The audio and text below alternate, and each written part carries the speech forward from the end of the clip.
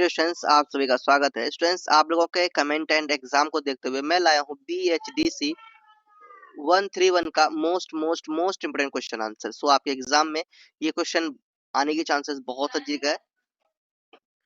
आप continue exam से पहले आपको क्या करना है, इस वीडियो को कंप्लीट देखना। वीडियो में आ गए हैं तो वीडियो को पूरा देखना है। मैं जो भी समझाऊं, जैसा भी समझाऊं, आपको समझना है सही से। आप एयरपोर्ट का यूज कर सकते हैं, ब्लूटूथ का यूज कर सकते हैं, हेडफोन का यूज कर सकते हैं और शांत में बैठकर इसे समझेंगे। आप समझने के बाद आपको क्या करना है, आपको लास्ट में ये PDF ले लेना है, टेलीग्राम से डाउनलोड कर लेना है। देन आपको क्या करना है, एक बार प्रैक्टिस कर लेना है ना, और एग्जाम देना है। बहुत अच्छा एग्जाम जाएगा, जाना ही है। मेरे सजेस्टेड क्वेश्चन एग्जाम में ना आए, ऐसा कैसे हो सकता है ना। सो टाइम वेस्ट नहीं करते हुए चलिए स्टार्ट करते हैं। मोस्ट इंपोर्टेंट क्वेश्चन आंसर्स, अगर आप देखिए स्टूडेंट्स, दिसंबर 25 में एग्जाम दे रहे हैं, दिसंबर 25 में एग्जाम दे रहे हैं या फिर जून 26 में एग्जाम देने वाले हैं, दोनों के लिए बहुत ही important most important question answer होगा। और चैनल में न्यू है, अभी तक चैनल को आपने सब्सक्राइब नहीं कर रखा है, चैनल को सब्सक्राइब कर लीजिए और वीडियो को लाइक कीजिए। वीडियो को लाइक करेंगे तो वीडियो ज्यादा दूर तक जाएगा, जल्दी से वायरल भी होगा। सो आप लोग ये सपोर्ट कीजिए, आप लोग वीडियो को लाइक कीजिए। चलिए टाइम वेस्ट नहीं करते, स्टार्ट करते हैं। ये देखो मैंने हैंड रिटेन लिखा बहुत ही मेहनत से। सो स्टूडेंट्स, आपका टाइटल है BHDC 131 का हिंदी साहित्य का इतिहास। ये इतिहास है किसका? हिंदी साहित्य का। हिंदी शिक्षा का क्या है? इतिहास है। तो अब देखिए इसका मोस्ट इम्पोर्टेंट क्वेश्चन देखिए, आप हिंदू धर्म से हो स्टूडेंट्स, आप लोग जरूर लिखो कमेंट में ओम श्री गणेशाय नमः, क्योंकि कोई भी चीज का शुरुआत करते हैं तो ओम श्री गणेशाय नमः लिखते हैं, है ना। ओम श्री गणेशाय नमः बोलते हैं तो वो काम बहुत ही आसानी से हो जाता है। सबसे पहला मोस्ट इम्पोर्टेंट क्वेश्चन आपके सामने है, आदिकालीन काव्य धाराओं का संक्षिप्त परिचय कीजिए। आदिकालीन, ठीक है, तो ये आदिकालीन क्या है ये समझिए। आदिकालीन काव्य धारा हिंदी साहित्य के प्रारंभिक चरण की वह काव्य परंपरा है जो लगभग 1050 ईस्वी से 1350 ईस्वी तक विकसित हुई। मतलब कि ये जो आदि काल है वो काल है 1050 से शुरुआत हुई और ये 1350 तक चले हुए काल को हम लोग क्या कहेंगे? आदिकालीन, ठीक है, ये ध्यान रखना। इस काल में क्या क्या हुए देखिए, इस काल को वीर गाथा काल भी कहा जाता है। इस काल की प्रमुख काव्य धाराओं की अगर बात करें तो वो है वीर गाथा काव्य धारा, प्रशस्ति काव्य धारा, धार्मिक काव्य धारा, ये इस पर क्या हुई थी? रचनाएं हुई थी इनका। तो ये वीर गाथा काव्य धारा क्या है ये भी समझ जाइए। यह काव्य धारा आदिकाल की प्रमुख काव्य धाराओं में से एक है। इसमें देश के वीरों की बहादुरी, देश के वीरों की बहादुरी, युद्ध कौशल और देश के भक्ति का वर्णन मिलता है। इस काव्य धारा में भाषा की बात करें तो थी व्रज मिश्रित भाषा और अपभ्रंश। देखो ब्रज भाषा क्या होता है? जिसमें हिंदी का मिक्सअप होता है और वो घरेलू जैसे भाषा होते हैं, ठीक है। और दूसरा क्वेश्चन है आपका प्रशस्ति काव्य धारा। यह काव्य धारा राजाओं, वीरों और दानियों की प्रशंसा में रची गई थी। इस काव्य धारा को बनाने का उद्देश्य था राजा का गौरव बढ़ाना और उन्हें प्रसन्न करना। नहीं, प्रशस्ति काव्य धारा का क्या मतलब था? प्रशस्ति काव्य धारा राजाओं और वीरों दानियों की प्रशंसा के लिए बनाया गया था ये, और जिसमें राजा क्या करते थे? इन्हें सुनते थे और राजा प्रसन्न होते थे और राजा क्या करते थे? उपहार देते थे सुनाने वाले को। उसके बाद आपका है धार्मिक काव्य धारा। तो धार्मिक काव्य धारा क्या है? इस धारा में धार्मिक कथाएं होती थी, संत साहित्य का प्रारंभ देखने को मिलता था और इस काव्य धारा का मकसद था लोगों को ईश्वर की भक्ति, सदाचार और मोक्ष का मार्ग दिखाना। अब आपके सामने स्टूडेंट्स आता है क्वेश्चन नंबर 2, भक्ति आंदोलन के उदय पर प्रकाश डालिए। तो ये सब क्वेश्चन रिपीटेड क्वेश्चन है, आने वाले क्वेश्चन हैं, जल्दी जरूर से देखिए। तो BHDC 131 पुस्तक के अनुसार भक्ति काल 14वीं शताब्दी से लेकर 17वीं शताब्दी तक माना जाता है। ये जो भक्ति काल माना जाता है वो कब से कब तक का? 14वीं शताब्दी से 17वीं शताब्दी तक क्या माना जाता है भैया? भक्ति काल माना जाता है, ठीक है। भक्ति काल में होता क्या ये देखिए, इस काल में ईश्वर के प्रति प्रेम, अनुराग, समर्पण और अधिक समर्पण को क्या किया जाता था? अधिक महत्व दिया गया। भक्ति का अर्थ होता है अपने आदर्शों और ईश्वर को सेवा करना। भक्ति का मतलब ही होता है ना अपने आदर्शों, अपने ईश्वर की क्या करना? सेवा करना। भक्ति के अगर रूप की बात करें तो इसके अलग-अलग रूप हैं, श्रवण भक्ति, कीर्तन भक्ति, स्मरण भक्ति, पाद सेवन भक्ति, अर्चना भक्ति, वंदना, दास्य भक्ति, साख्य भक्ति और आत्मनिवेदन। ये भक्ति के क्या है स्टूडेंट्स, रूप हैं। ध्यान देना। भक्ति आंदोलन के उदय का कारण, तो धार्मिक कुरीतियां की वजह से भक्ति आंदोलन हुए। कहा जाता है कि उस समय समाज में क्या थे, अंधविश्वास, जातिवाद और पंडितों का बहुत वर्चस्व बढ़ गया था ना। पंडित लोग बहुत ही अत्याचार करते थे किस पे, जो छोटे छोटे कास्ट के लोग होते थे, ठीक है। तो इसी वजह से भक्ति में विश्वास करने वाले जो लोग थे वो धर्म से दूर होने लगे, है ना। दूसरी बात, इस्लामी प्रभाव भी भक्ति आंदोलन के कारण बने। जब 7वीं शताब्दी में इस्लाम धर्म का उदय हुआ तो लोग इस्लाम की रीति रिवाजों को देखकर इस्लाम धर्म में परिवर्तित होने लगे। ये धर्म 14वीं शताब्दी तक बहुत ही अधिक फैल चुकी थी। कौन धर्म, इस्लाम धर्म, जिससे हिंदू लोग भी प्रभावित हुए और भक्ति का विरोध करके इस्लाम क्या करने लगे, कबूल करने लगे ना, भक्ति का विरोध करके। अगला है भक्ति संतों की भूमिका। कबीर, रविदास, मीराबाई, सूरदास और तुलसीदास आदि क्या थे, भक्ति में विश्वास करने वाले संत थे। इन संतों ने बताया कि ईश्वर तक पहुंचने का रास्ता प्रेम, भक्ति और सेवा देन है, ठीक है।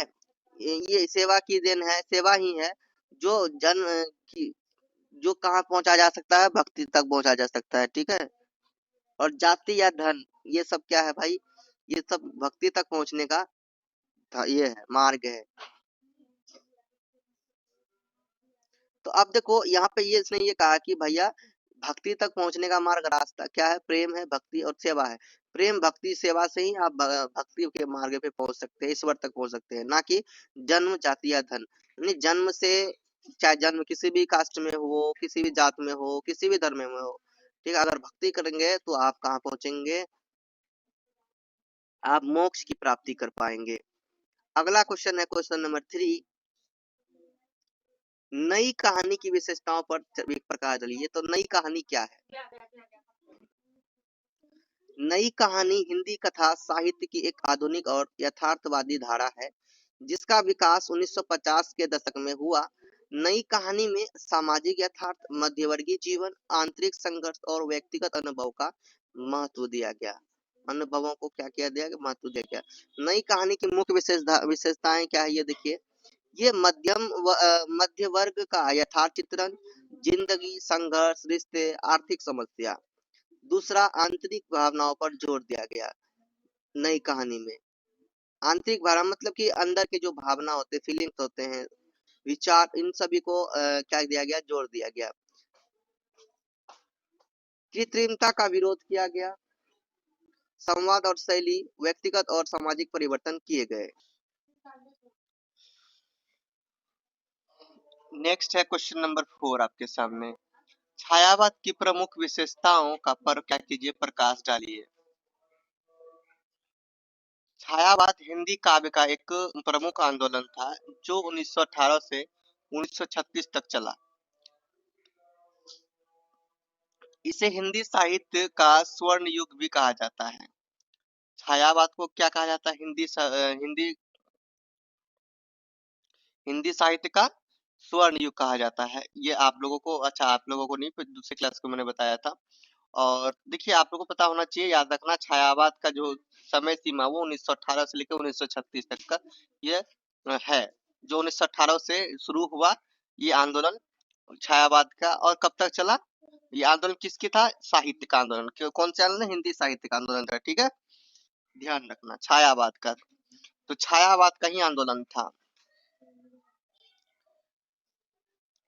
इसमें जो है कि व्यक्तित्व, प्रकृति, श्रृंगार और भावनाओं की अभिव्यक्ति को क्या किया था, प्रमुखता मिली थी। छायावाद की प्रमुख विशेषता की बात करें तो वो व्यक्तिवाद, भावुकता और कल्पनाशीलता, प्रकृति चित्रण इसमें, और सहजवाद और आत्मचिंतन की बात की गई है। छायावाद में जो भी रचनाएं होती थी वो संवेदनशील और काव्यात्मक भाषा में होते थे। रिक्ता और सौंदर्य बोध होता था इसमें। इसमें प्रेम, इसमें श्रृंगारिकता और सौंदर्य बोध में प्रेम सौंदर्य के भावों को आत्मिक रूप से प्रस्तुत किया जाता था। जयशंकर प्रसाद, सूर्यकांत त्रिपाठी निराला, सुमित्रानंदन पंत और महादेवी वर्मा छायावाद के क्या थे? प्रमुख कवि थे। अब क्वेश्चन नंबर आपका है भारतेंदु युगीन। भारतेंदु युगीन गद का परिचय दीजिए। भारतेंदु युगीन काल का समय अवधि 1850 से 1885 माना जाता है और इस काल को पुनर्जागरण काल भी कहा जाता है। इस युग में आधुनिक हिंदी गद की नींव रखी गई थी। हिंदी को एक सशक्त माध्यम के रूप में स्थापित किया गया था। इस युग के प्रमुख जो साहित्यकार हैं वो भारतेंदु हरिश्चंद्र थे, जिन्हें हिंदी का जनक भी कहा जाता है। भारतेंदु युगीन गद की विशेषताएं, गद जो थे वो गद लेखन की शुरुआत जो हुई थी इस युग में निबंध, नाटक, यात्रा वृत्तांत, समाचार पत्र, आलोचना जैसे गद रूपों का क्या हुआ था? विकास हुआ था।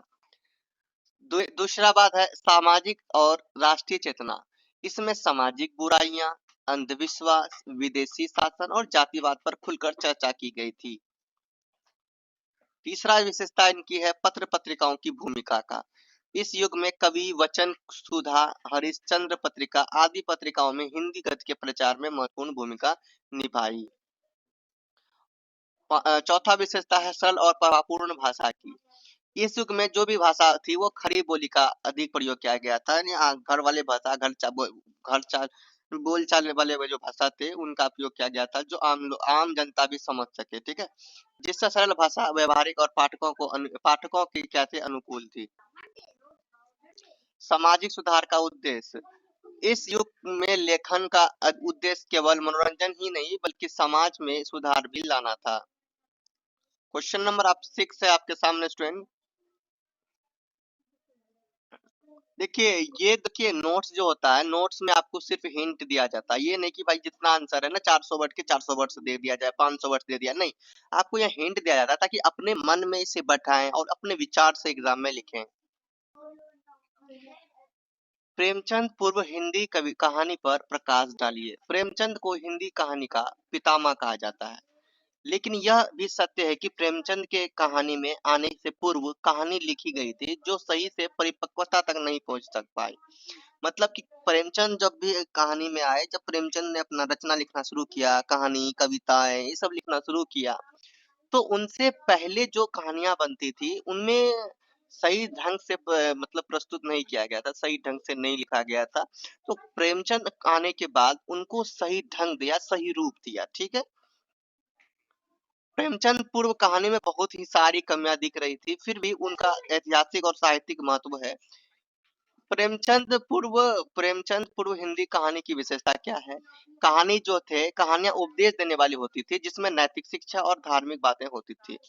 उस समय की कहानियां समाज की सच्ची तस्वीर नहीं दिखाती थी। मतलब कि कहानी जो बनाते थे ना लोगों का मन जीतने के लिए, दिल खुश करने के लिए, बट उसमें सच्ची तस्वीर नहीं थी। लेकिन जब प्रेमचंद जो कहानी बनाना स्टार्ट किए उसमें कोई भी पार्ट जो पढ़ा जाता था उसका सच्चा तस्वीर दिखता था।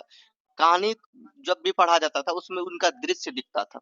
ठीक है, माइंड में उसका दृश्य बनता था, फिगर बनता था कहानी में प्रेमचंद वाले। उस समय हिंदी में जो भी कहानियां बनाई गई थी उसमें फारसी, उर्दू और बांग्ला भाषा का भी असर दिखने को मिलता है। उस समय में बहुत सी कहानियां राजा रानी, सपनों और चमत्कारों पर आधारित होती थी।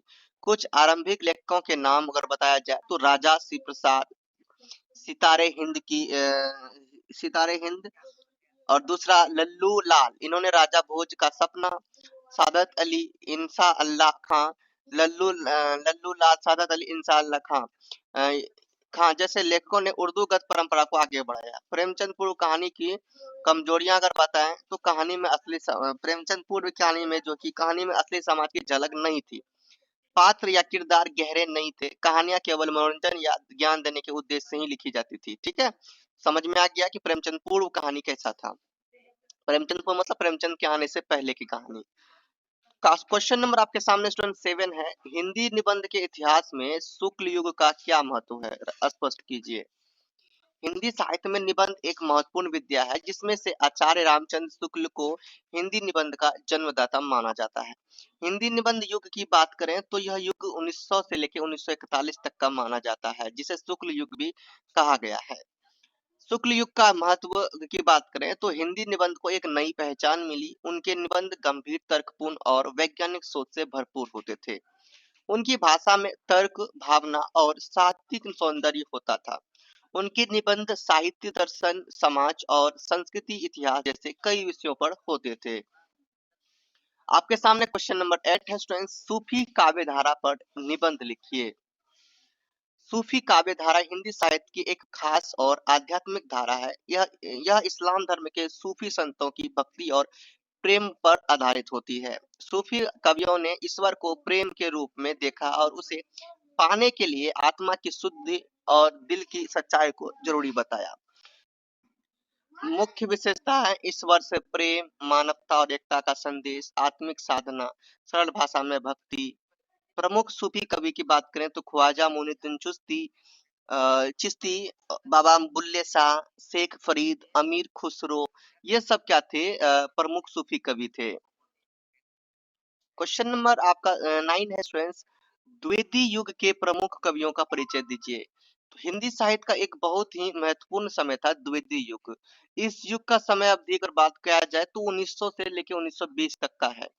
इस युग का नाम महावीर प्रसाद द्विवेदी के नाम पर पड़ा, जिन्होंने सरस्वती पत्रिका के संपादक के रूप में साहित्य को नई दिशा दी। इस युग में कविता, देशभक्ति, सामाजिक सुधार और समाज सुधार और शिक्षा जैसे विषयों पर विशेष ध्यान दिया गया। द्विवेदी युग की प्रमुख कवि जो की बात करें तो वो महावीर प्रसाद द्विवेदी का नाम सबसे पहले आएगा। देन मैथिली शरण गुप्त, हरिओद अयोध्या सिंह उपाध्याय, रामनरेश त्रिपाठी और बालकृष्ण भट्ट, ये प्रमुख कवि है द्विवेदी युग के। अब आपका नेक्स्ट क्वेश्चन आता है स्टूडेंट्स, अब महावीर प्रसाद द्विवेदी के बारे में थोड़ा कुछ जिक्र किया जाए तो महावीर प्रसाद द्विवेदी इस युग के नेता और मार्गदर्शक कवि थे। इन्होंने कविता को नैतिकता और समाज सुधार की ओर मोड़ा, भाषा को शुद्ध और सरल बनाया। कविता का उदाहरण की बात करें तो नर हो ना निराशा करो मन को, नर हो ना निराशा करो मन को, कुछ काम करो, कुछ काम करो। तो ये देखो, आप देख के सुनो, देखो कितना दम है इस कविता में, है ना। दूसरा मैथिली शरण गुप्त, इन्हें भारती का क्या कहा जाता है? कवि कहा जाता है। इनकी जो कविताओं में देशभक्ति, नारी सम्मान और भारतीय संस्कृति की झलक दिखती है। प्रसिद्ध काव्य इनके हैं भारत भारती, जयद्रथ वध, साकेत भाषा, खड़ी बोली का इन्होंने प्रयोग किया। उदाहरण, हम कौन थे, क्या हो गए और क्या होंगे अभी। अब ये उनके कुछ उदाहरण है, पंक्ति हैं। तो अब बताओ, इनके पंक्ति इतने दमदार है तो इनके रियल में क्या होंगे। ठीक है, तो ये समझिए। अगला, अयोध्या सिंह उपाध्याय हरिओद, संस्कृत और हिंदी दोनों पर अच्छी पकड़ थी इनकी। इनकी कविताओं में नीति दर्शन और राष्ट्र प्रेम देखने को मिलता है। प्रसिद्ध रचना इनका है प्रिय प्रवास। क्या है? प्रिय प्रवास। शैली पारंपरिक और गंभीर। अगला, रामनरेश त्रिपाठी, सरल भाषा, भावनात्मक और सामाजिक विषयों पर इन्होंने कविता लिखी। कविता जो कॉमेडी नामक कविता संग्रह से प्रसिद्धि पाई। इन्होंने बच्चों और युवाओं के लिए प्रेरणादायक कविता इन्होंने लिखा। बालकृष्ण भट्ट, इन्हें हिंदी गद्य और पद्य दोनों का विद्वान माना जाता है। भाषा सुधार और लेखन शैली में योगदान है इनका। कविता में समाज सुधार और नैतिकता की महत्व पर जोर दिया इन्होंने। अगला क्वेश्चन है स्टूडेंट, क्वेश्चन नंबर 10 आपके सामने। कृष्ण भक्ति काव्य में भक्ति के स्वरूप को स्पष्ट कीजिए। कृष्ण भक्ति काव्य का बहुत बड़ा स्थान माना जाता है। कृष्ण भक्ति जो काव्य है वो क्या है? बहुत बड़ा स्थान माना जाता है हिंदी साहित्य में। ठीक है, इसमें कवियों ने महान काम को अंजाम दिया, जिसमें इन्होंने भगवान श्री कृष्ण को ईश्वर, प्रेमी, सखा और पालनहार सब कुछ मानकर उन्हें दुनिया के सामने विभिन्न तरीकों से प्रकट किया, ताकि मनुष्य में सद्भावना, ईश्वर के अटूट प्रेम हो, ईश्वर के प्रति क्या हो? अटूट प्रेम हो, और कृष्ण भगवान की भक्ति करे। कृष्ण भक्ति में भक्ति के प्रमुख स्वरूप थे माधुर्य भक्ति, साख्य भक्ति, वात्सल्य भक्ति और श्रृंगार रस में भक्ति। माधुर्य भक्ति क्या है इसे समझिए। माधुर्य भक्ति मतलब प्रेम रस वाली भक्ति, यानी मतलब ऐसे थे ना जो अ, मजा आता था, जिसमें प्रेम झलकता था। इसमें भक्त श्री कृष्ण की वो प्रेमी मानते थे और खुद को प्रेमिका गोपियां या फिर राधा के रूप में देखते थे। कभी कभी भगवान से निजी प्रेम संबंध बनाते थे। सूरदास की रचनाओं में यह भक्ति बहुत सरल, बहुत सुंदर रूप में दिखती है। मैया मोरी मैं नहीं माखन खायो, तो ये उनके ही सूरदास ने इन्होंने लिखा, रचनाओं में लिखा था। ठीक है, और ये पॉइंट कितना इंपॉर्टेंट आप देख सकते हो। साख्य भक्ति, साख्य भक्ति, साख भाव वाली भक्ति, इनमें श्री कृष्ण को मित्र सखा माना गया है, जैसे अर्जुन और कृष्ण का मित्र भाव। भगवान से दोस्त जैसा व्यवहार, बिना डर के अपमान। वात्सल्य भक्ति, माँ बेटे जैसा प्रेम। इन इसमें भक्त श्री कृष्ण को बालक मानते हैं और खुद को माँ के रूप में। यशोदा और बालकृष्ण का सुंदर चित्रण किया गया है। सूरदास ने बाली राव को बड़े प्यार से लिखा। श्रृंगार रस में भक्ति, इसमें राधा कृष्ण के प्रेम, मिलन और विरह की भावनाएं होती है। ये कविता सुंदरता, प्रेम और भावनाओं से भरपूर होती है। प्रमुख कवि सूरदास, जो बालिका और वात्सल्य भक्ति के कवि थे। मीराबाई कृष्ण को प्रेमी और पति मानने वाले महान भक्त थे। नंददास, रसखान, विद्यापति, सभी ने कृष्ण के अलग अलग रूपों की भक्ति की। अब स्टेज आता है आपका क्वेश्चन नंबर 11। क्वेश्चन नंबर 11 है, राम भक्ति काव्य में अभिव्यक्त समन्वय साधना को क्या कीजिए, स्पष्ट कीजिए। राम भक्ति काव्य में अभिव्यक्त समन्वय साधना के प्रमुख बिंदु। भगवान राम का आदर्श चरित्र था, तो राम को दया, करुणा और न्याय का प्रतीक माना जाता है। भक्त राम की विशेषताओं को अपने जीवन में उतारने का प्रयास करते हैं। भगवान भावनात्मक अभिव्यक्ति, राम भक्ति काव्य भावनाओं और प्रेम की गहराई को प्रकट करता है। भक्ति कवियों ने भक्ति कवियों ने राम की लीलाओं और संघर्षों के माध्यम से अपनी श्रद्धा को व्यक्त किया। तीसरा, व्यक्तिगत संघर्ष और तपस्या, भक्तों का संघर्ष और तपस्या इस काव्य में विशेष रूप से दर्शाई जाती है। व्यक्तिगत दुखों के बावजूद भक्त राम की आराधना में लीन रहते हैं। आध्यात्मिक समर्पण, आध्यात्मिक समर्पण, भक्त अपनी भक्ति के माध्यम से राम के साथ एक गहरा व व्यक्तित्व संबंध स्थापित करते हैं। यह संबंध साधना के माध्यम से और अधिक मजबूत होता है। पांचवा, सामाजिक व सांस्कृतिक सामंजस्य, राम भक्ति को काव्य केवल व्यक्तिगत नहीं बल्कि सामाजिक समरसता को भी बढ़ावा देता है। यह नैतिकता व मानवता के प्रति करुणा को विकसित करने का कार्य करता है। भक्ति का सार्वभौमिक संदेश, राम भक्ति काव्य विश्व के विभिन्न संस्कृतियों में प्रेम व एकता का संदेश फैलाता है। यह एकजुटता और सामूहिकता की भावना को मजबूत करता है। संस्कृति और परंपरा का संरक्षण, राम भक्ति काव्य भक्ति संस्कृति और परंपरा के महत्वपूर्ण हिस्से के रूप में उभरता है। यह पीढ़ियों से लोगों तक पहुंचता है और सांस्कृतिक धरोहर को संरक्षित करता है। इन बिंदुओं के द्वारा राम भक्ति काव्य में अभिव्यक्त सामंजस्य साधना की गहराई और इसके महत्व को समझा जा सकता है। क्वेश्चन नंबर आपके सामने स्टूडेंट 12 है, हिंदी उपन्यास की प्रमुख प्रवृत्तियों की विवेचना कीजिए। हिंदी उपन्यास की प्रमुख प्रवृत्तियों का अध्ययन करते समय हमें यह समझना आवश्यक है कि यह साहित्यिक विद्या समाज, संस्कृति और मानव मन के विविध पहलुओं को उजागर करती है। हिंदी उपन्यास की प्रवृत्तियों को प्रमुखता से निम्नलिखित श्रेणियों में वर्गीकृत किया जा सकता है। पहला, सामाजिक यथार्थवाद। इसमें उपन्यासों में सामाजिक की सच्चाइयों का स्पष्ट चित्रण होता है, जैसे गुनाहों का देवता और अंधा युग। दूसरा, आपका आध्यात्मिकता। इसके कुछ लेखन में मानव जीवन के गूढ़ प्रश्नों और अस्तित्व का जटिलताओं का अन्वेषण होता है। तीसरा, महिला विमर्श, महिला पात्रों के संघर्ष और अधिकारों को उजागर करते हैं। उपन्यास जैसे रेणुका और इश्मल के काम। ऐतिहासिक उपन्यास, ऐतिहासिक घटनाओं को कथा में बुना जाता है, और जैसे रजिया सुल्तान।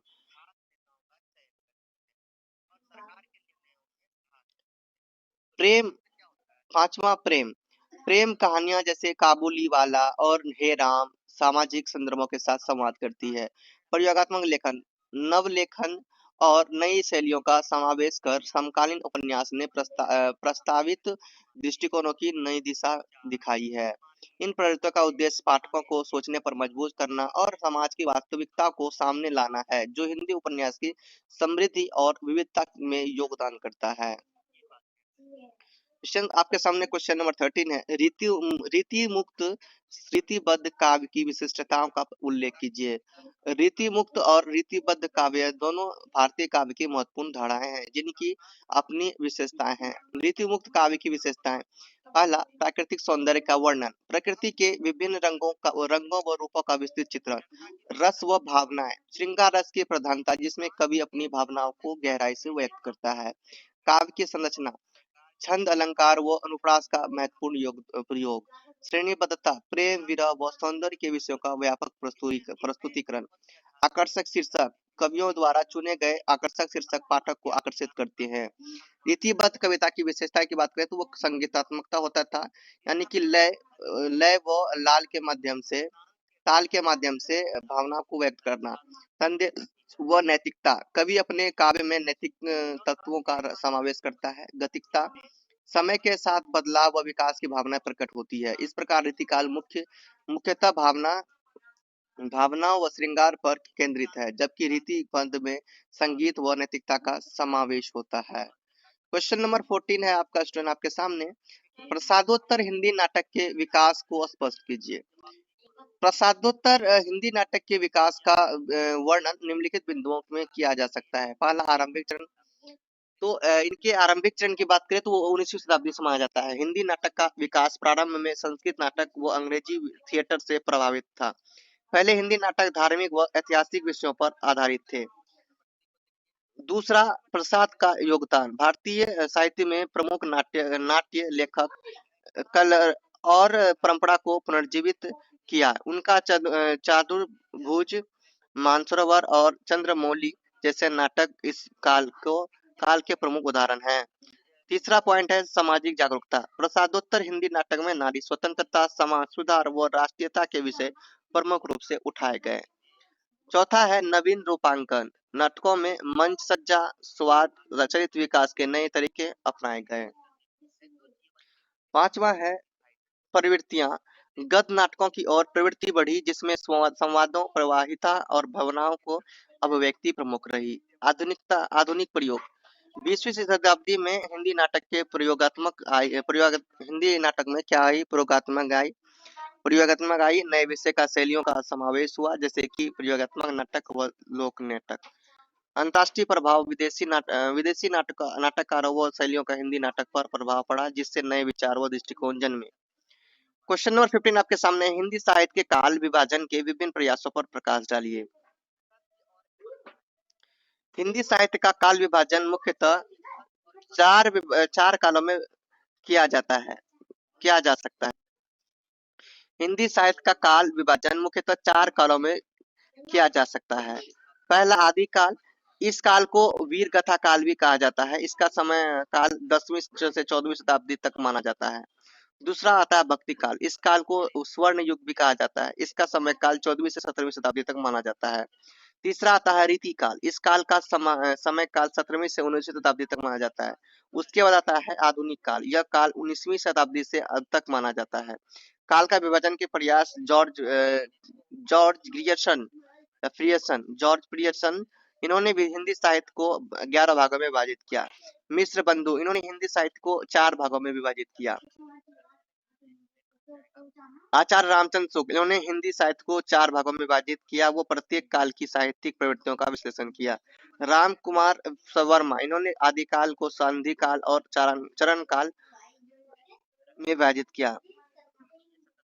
क्वेश्चन नंबर 16 है, संत काव्य के भाव पक्ष को रेखांकित कीजिए। संत काव्य, जिसे भक्ति काव्य की भी कहा जाता है, भारतीय साहित्य का एक महत्वपूर्ण भाग है। ये जो मुख्य रूप से मध्यकाल में विकसित हुआ। संत काव्य का भाव पक्ष, पहला, ईश्वर में भक्ति रखते थे। ईश्वर में क्या थे? भक्ति ढूंढते थे। संत काव्य में ईश्वर के प्रति गहरी श्रद्धा व भक्ति व्यक्त की गई है। संत कवि अपने अनुभव के माध्यम से ईश्वर के साथ आत्मिक संबंध स्थापित करने का प्रयास करते हैं। दूसरा, समाज में समानता। संत कवियों ने जातिगत भेदभाव को समाप्त करने का प्रयास किया। तीसरा है आपका व्यक्तिगत अनुभव। संत काव्य में कवि की अपनी आध्यात्मिक यात्रा का व अनुभवों का वर्णित किया गया है। नैतिकता व सदाचार। संत काव्य में नैतिकता व सदाचारी जीवन का महत्व बताया गया है।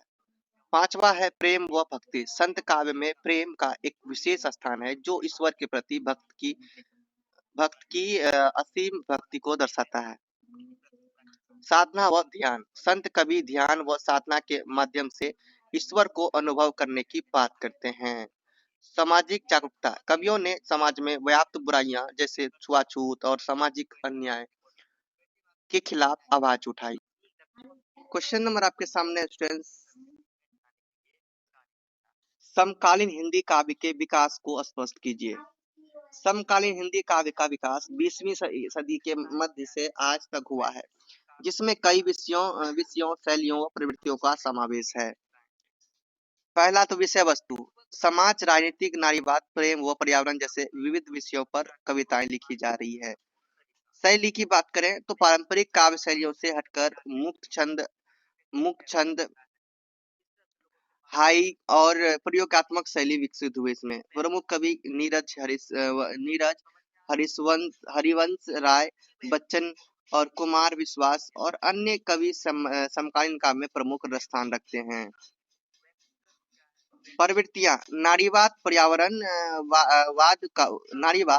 पर्यावरणवाद व राजनीतिक चेतना जैसी प्रवृत्तियों इस काल को नवीनता व गहराई प्रदान करती है। पांचवा, संचार। सोशल मीडिया व ब्लॉग्स के माध्यम से कविताएं अधिक लोगों तक पहुंच रही है। निष्कर्ष, समकालीन हिंदी कविता एक देखो, समकालीन ये समझना कि वर्तमान काल के बारे में चर्चा हो रहा है।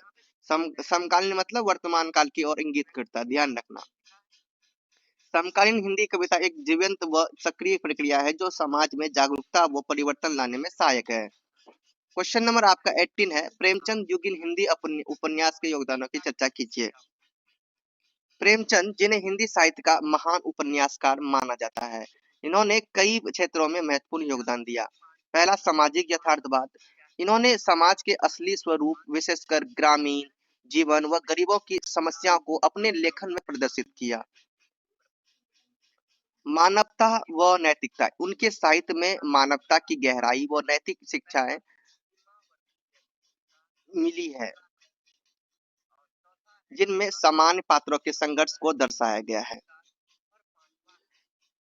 नेक्स्ट, भाषा व शैली। उनकी भाषा जो है कि वह सरल व प्रभावी भाषा ने हिंदी और उर्दू के बीच की खाई को भी कम करने में मदद की, जिससे आम आदमी की आवाज को साहित्य में जगह मिली। चौथा, प्रमुख उपन्यास। इनका है गोदान, कर्मभूमि, सेवा सदन और गबन जैसे उपन्यासों ने उन्होंने समाज की विषमताओं व नारी के अधिकारों को उजागर किया। समाज सुधार। उन्होंने बाल विवाह, जाति व अंधविश्वास जैसे मुद्दों को अपनी रचनाओं में स्थान दिया, जिससे जागरूकता फैली। प्रेरणा स्रोत। उनकी लेखनी ने अन्य लेखकों को समाज की समस्याओं पर ध्यान देने के लिए प्रेरित किया।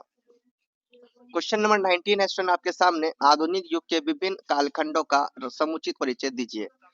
आधुनिक युग को विभिन्न कालखंडों में निम्नलिखित रूप में वर्गीकृत किया जा सकता है। पहला, रविवादी युग। ये 19वीं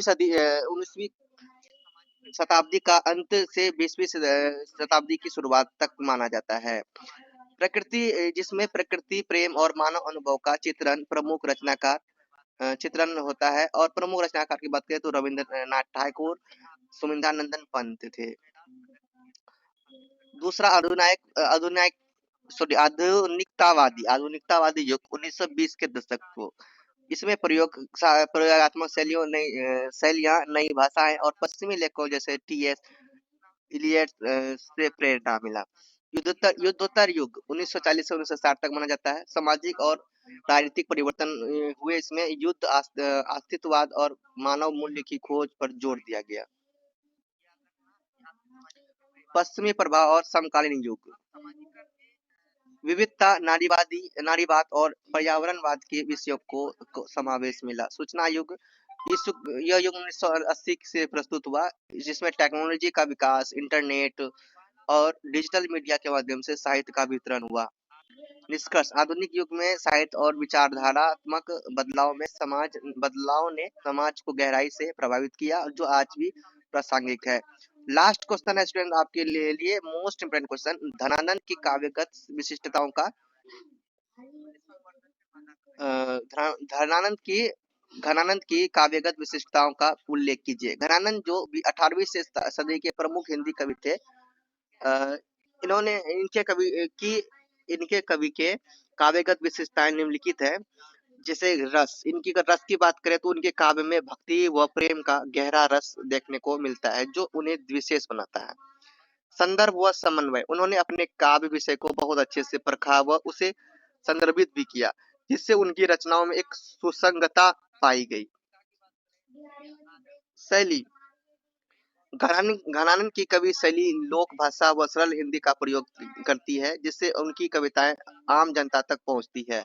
दक्षता, वह शब्दों को व अलंकारों का प्रयोग कुशलता से करते हैं, जिसमें उनका काव्य और आकर्षण बन जाता है। सामाजिक व धार्मिक प्रश्न, उनकी कविताएं में सामाजिक व धार्मिक मुद्दों का समावेश होता है।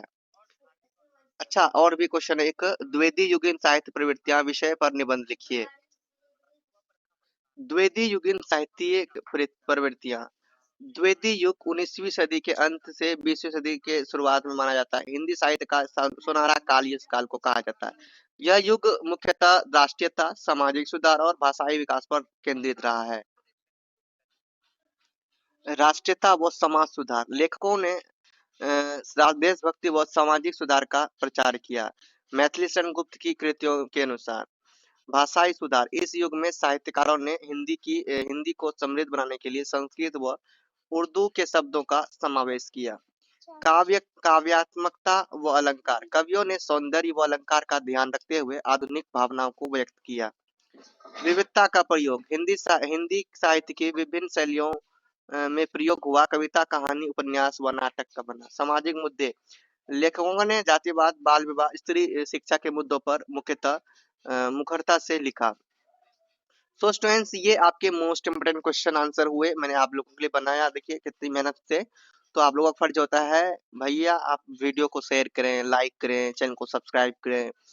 तो ये पीडीएफ आपको मैं फ्री दे रहा हूँ, जो टेलीग्राम में मिलेगा, जिसमें पासवर्ड लगा रहेगा, ये ध्यान रखना आप लोग। वीडियो को लाइक जरूर शेयर कर दीजिए, चैनल को सब्सक्राइब कर दीजिए। और देखिए, ये जो है टेलीग्राम में आपको पीडीएफ मिलेंगे, जिसमें पासवर्ड लगा होगा। पासवर्ड आपको केवल इंस्टा में मिलेगा। आप लोग बहुत ही दिमाग लगाते हो कहीं से। पासवर्ड मैं इंस्टा में देता हूँ, आप प्रेम से जाइए, इंस्टा में मांगे और पासवर्ड आपको इजीली मिल जाएंगे, ठीक है। फिर भी आप लोग ये नहीं कि क्या करते हैं, जबरदस्ती मांगने की कोशिश करते हैं। प्रेम से मांगेंगे तभी, ये नहीं कि भाई जबरदस्ती पासवर्ड दो मुझे। डिसिप्लिन से मांगा जाता है भाई, डिसिप्लिन से मांगेंगे पासपोर्ट तो आपको मिल जाएगा, और आप अच्छे से प्रिपरेशन करेंगे, एग्जाम देंगे, बहुत अच्छा एग्जाम जाएगा। सो स्टूडेंट्स, आज की वीडियो में इतना ही रखते हैं, नेक्स्ट वीडियो आगे बढ़ेंगे। चांस पे बोलिए, प्रेम से रहो, प्रेम से पढ़ो, प्रेम से बोलो। Best of luck.